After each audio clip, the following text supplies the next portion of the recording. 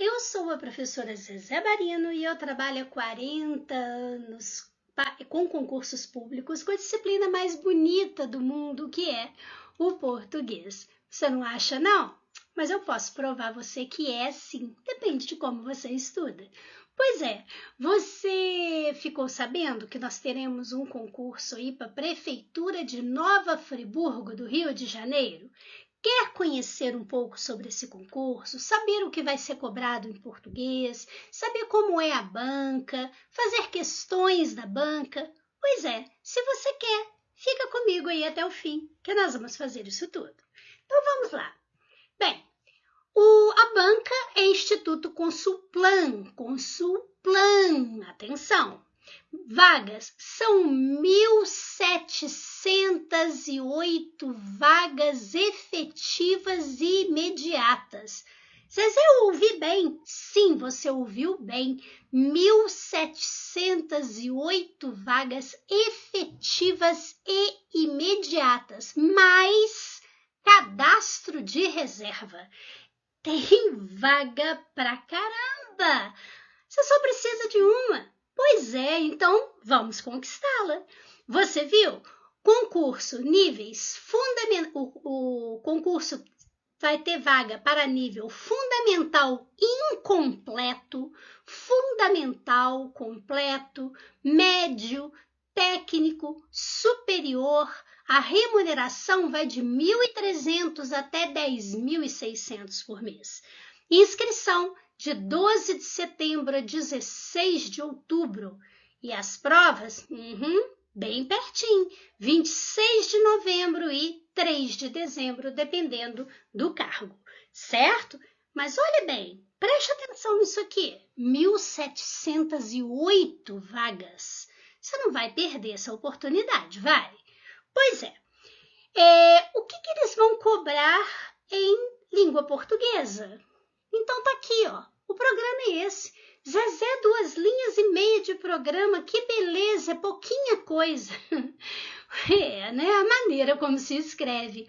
Temos aqui compreensão e interpretação de texto. Sim, o ato de entender esse texto e o ato de ler o que está nas entrelinhas é a leitura do pressuposto, do subentendido. Entra aqui dentro também a questão da denotação e da conotação, o sentido literal e o sentido figurado. As figuras de linguagem, você conhece a diferença entre metáfora, metonímia e comparação, por exemplo? Você sabe o que é uma catacrese, um eufemismo, uma hipérbole? Temos que saber. Veja que aqui aparece também falando, e relacionado diretamente ao texto, sobre a tipologia textual. Quando um texto é descritivo, narrativo, quando esse texto é expositivo, argumentativo, mas você tem que saber isso olhando para o texto, não é só saber a diferença entre um texto e outro, mas você sabe reconhecer quando o texto é expositivo e quando ele é argumentativo. Por exemplo, você sabe o que é um texto injuntivo? Não, esse eu te ensino agora. Texto injuntivo é o mesmo que o texto instrucional. Então, quando você tem, por exemplo, um manual para fazer alguma coisa, isso é um texto instrutivo, né? É um texto chamado de instrucional ou de injunção, injuntivo, certo? Só que é um outro nome que a banca usa para o instrucional, que a gente conhece. Fácil, não é? Bem, gênero textual. Você sabe a diferença de um conto para uma crônica? A diferença, por exemplo, de uma notícia para uma reportagem? Você sabe quando se trata de um artigo de opinião? Quando é um artigo científico? Temos que conhecer isso daí. Como também a questão relacionada à semântica. Sempre que se fala de semântica, está falando de sentido.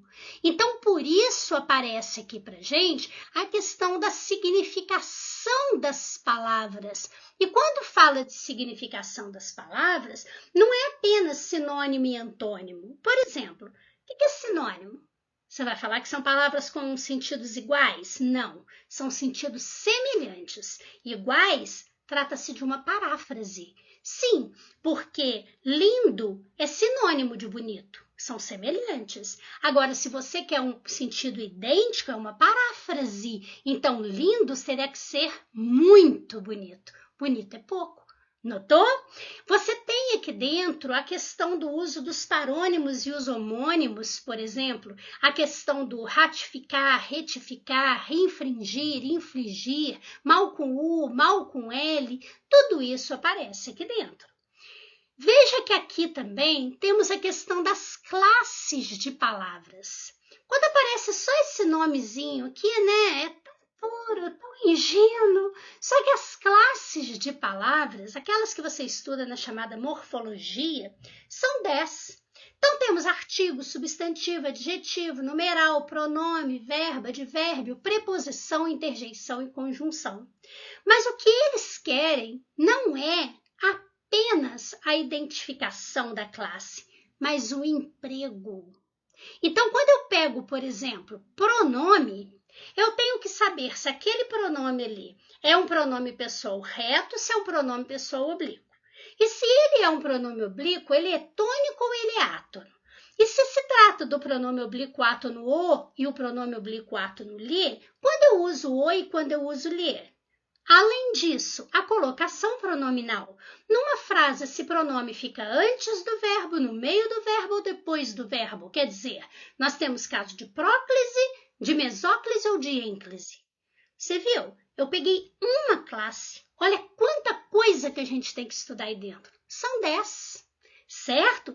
E aqui dentro a gente estuda, por exemplo, a coesão e a coerência quando a gente trabalha o pronome demonstrativo, este ou esse ou aquele, quando a gente trabalha a conjunção, se eu troco uma conjunção por outra, isso altera um sentido, tudo isso aparece aqui dentro. Quando a gente fala de sintaxe, a gente está falando das funções sintáticas lá na oração. Então, a gente tem sujeito, predicado, os tipos de predicado, os tipos de verbo, se é um verbo transitivo direto, indireto, se é de ligação, objeto indireto, complemento nominal, adjunto de nominal, aposto, vocativo, tudo isso você estuda aqui dentro. Como também a questão do período. Nós temos ali uma oração coordenada ou uma oração subordinada. Se aquela oração é subordinada, ela é adjetiva, adverbial ou substantiva. Você sabia que, por mais que as pessoas julguem complicado analisar uma oração, cada uma tem uma marca que é só dela? Que você aprende isso, aí você bate o olho, você sabe que tipo de oração que é? Pois é, tem que estudar de maneira focada, não é ficar dando volta para fazer a matéria parecer horrorosa, não. A matéria ela é simples, mas tem que ir direto ao ponto, certo? E por falar em ponto, entra aqui dentro a pontuação, nós temos a concordância, regência, crase e até a estilística, a opção do autor em usar aquele adjetivo antes para poder determinar um sentido que ele queria à frase, tudo isso entra aqui dentro. Ou seja, você tem uma gramática completa nesse programa, mais alguns livros relacionados à parte de compreensão e interpretação textual, certo? É muita coisa? Sim, é muita coisa. Ah, Zezé, então eu vou pegar uma gramática e vou começar lá do início, lendo a diferença de vogal para consoante.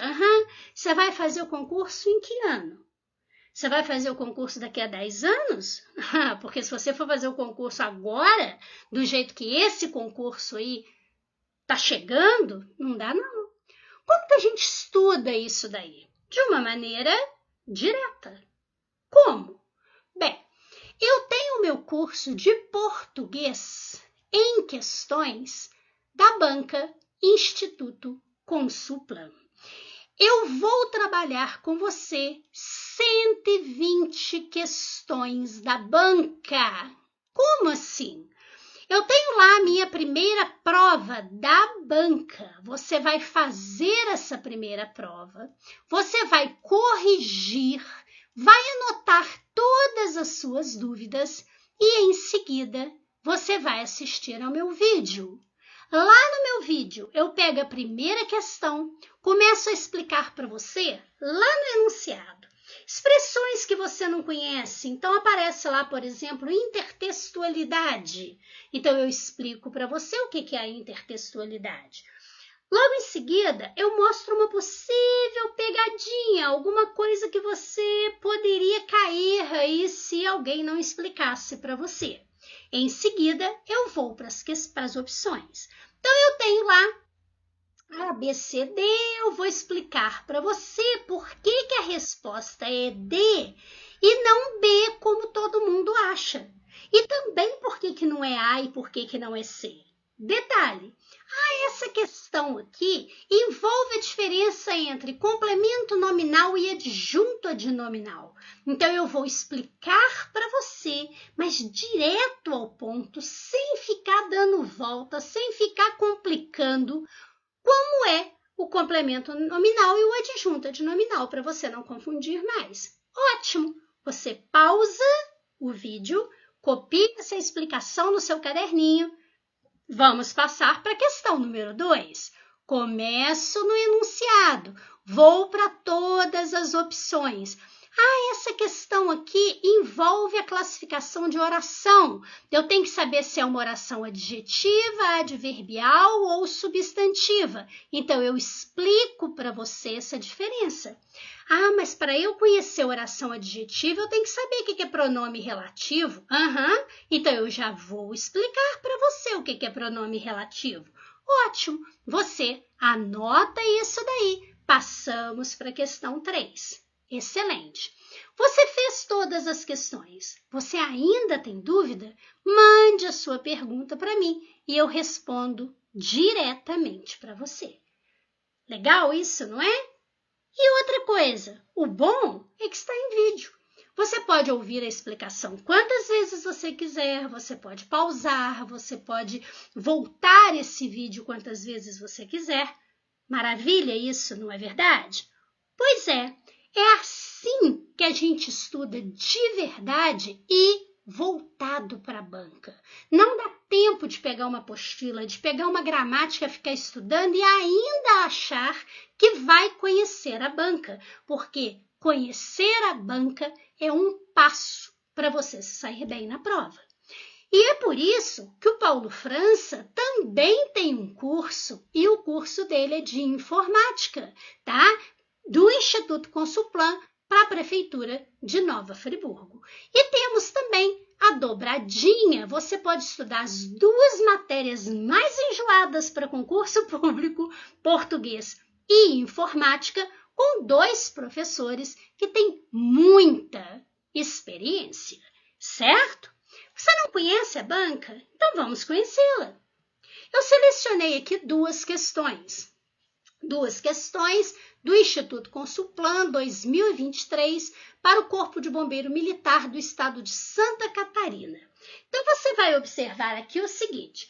Esta questão 6 diz assim: em todas as frases a seguir transcritas do texto, quer dizer, copiadas do texto, as formas verbais, então estamos falando de verbo, estão flexionadas no mesmo tempo, exceto uma. Então, vamos entender o seguinte. A primeira coisa que eu tenho que fazer é destacar os verbos aqui embaixo. Lembre-se que verbo é aquilo que você pode conjugar. Por exemplo, eu como, eu comi, eu comerei. Isso é verbo. Agora, por exemplo, se eu pego a palavra caneta, eu não posso colocar caneta no passado, no presente e no futuro. Isso não é verbo. Notou? Então, uma dica rápida para você identificar verbo. Quando eu digo a minha esperança estava no fim do mundo, estava é o verbo. Eu posso falar estava, estará, está. Letra B. E o demônio passeia pelo mundo glorioso e impune. Veja, passeia, ele passeou, ele passeará, nós passearemos. Os homens têm complicado tanto o mecanismo da vida, então aqui a gente tem esse tem seguido desse complicado, né? Então veja que aqui esse tem, eu posso falar que tem, que teve, que terá. E a vocação das pessoas hoje em dia não é para o diálogo. É, foi, será. É o verbo ser que está aqui. E letra E, pois os revólveres andam agora em todos os bolsos como troco miúdo. Quer dizer, andam, andavam, andarão, tá certo? Futuro. Agora, o que você vai observar? Andarão futuro. Já vou te explicar isso daí também. O que você vai observar? Estamos falando sobre estar no mesmo tempo. Quais são os tempos? Presente, quando acontece agora. O passado, também chamado de pretérito. Então, se falar em pretérito, é o mesmo que passado. E a forma do futuro, que é aquele que ainda vai acontecer. Então, eu falo assim, eu estudo português, presente. Eu estudei português, eu estudava português, passado, que é o mesmo que pretérito. Eu estudarei português, eu estudaria português, situação futura. Esta questão aqui, ela tá boa porque você resolve com esses tempos assim, ó, de uma maneira bem simples. O verbo está no presente, está no passado ou no futuro? Então, olha só. Aqui está dizendo, a minha esperança estava no fim do mundo. Ela não está no presente, nem ela estará no futuro. Ela estava. Então, esse tempo aqui, ele é passado. Agora, e o demônio passeia pelo mundo glorioso e impune. Ele passeia agora. Eu não estou dizendo que ele passeou no passado e nem que ele passeará no futuro. Então, ele passeia é algo que acontece agora. Isso é presente. Os homens têm complicado. Eles não tinham complicado no passado e eles não terão complicado no futuro. Nós estamos falando que eles têm complicado. Isso é presente.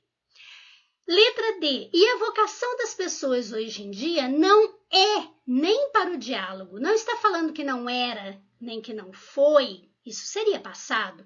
Não será ou seria que é futuro. Não é. É agora. Então, isso é presente.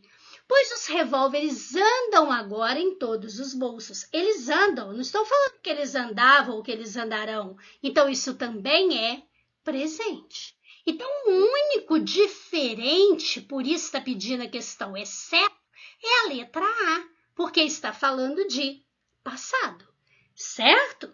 Lógico que essa questão poderia envolver algo mais complexo, diferença do pretérito perfeito para o imperfeito, para o mais que perfeito, o futuro do presente, o futuro do pretérito.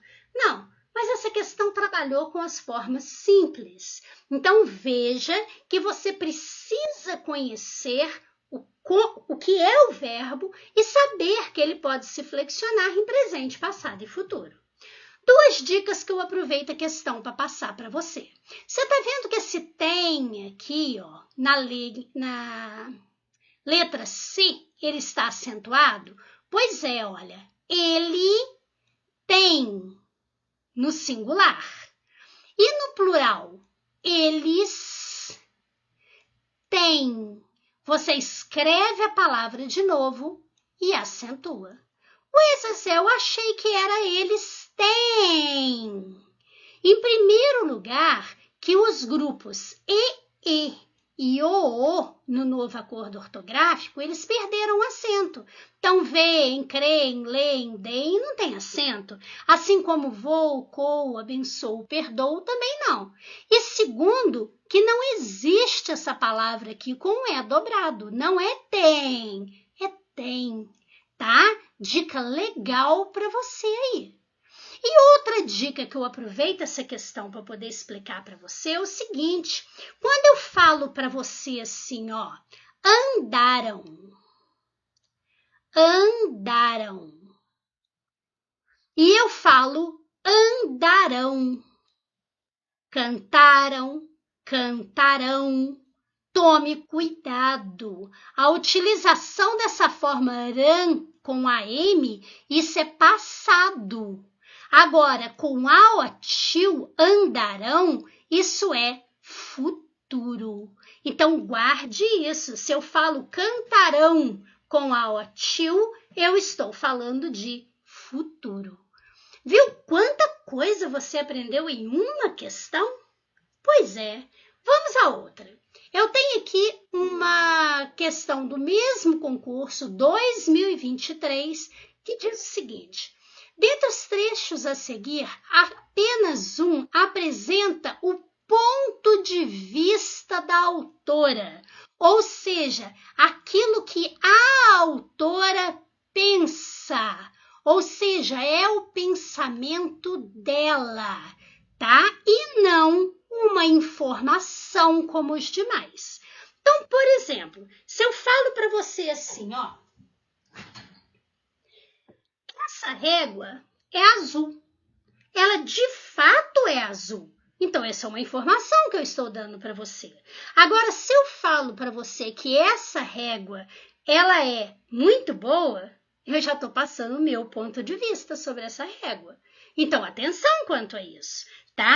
É aquilo que é um ponto de vista e aquilo que é de fato.